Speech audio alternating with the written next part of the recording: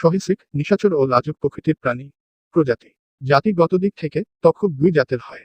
এক, হাঁস বা তক্ষক। এ জাতের তক্ষকের পা অবিকল হাঁসের পায়ের মতো বিধায় এদেরকে হাঁস বা তক্ষক বলে। এরা টিকটিকির চেয়ে একটু বড় হয়। এ জাতের তক্ষক যখন 9.5 লম্বা 52 গ্রাম ওজনের হয় তখন এর রপ্তানি মূল্য 70,000 কোটি টাকা মূল্যে রপ্তানি হয়ে থাকে। মূল্যটা ধাপে ধাপে হয়ে থাকে। এক, পাহাড়ি রায়ের মূল্য পান 10 লক্ষ 2 কোটি পর্যন্ত।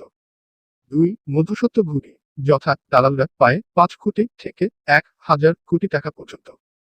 3, এজেন্ট পায় 10,000 কোটি থেকে 70,000 কোটি টাকা। এর মধ্যে বিভিন্ন খরচ থাকে যা এজেন্ট বহন করে।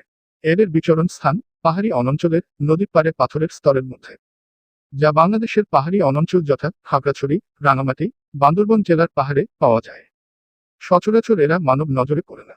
বাংলাদেশের পাহাড়ি উপজাতিরা রাতে দলবদ্ধভাবে এদের শিকার করে। যদিও এদের শিকার বন্য আইনে নিষিদ্ধ, তারপরও পাহাড়িদেরকে তক্ষক শিকার থেকে বিরত করা যাচ্ছে না। বিলুপ্তি প্রায়।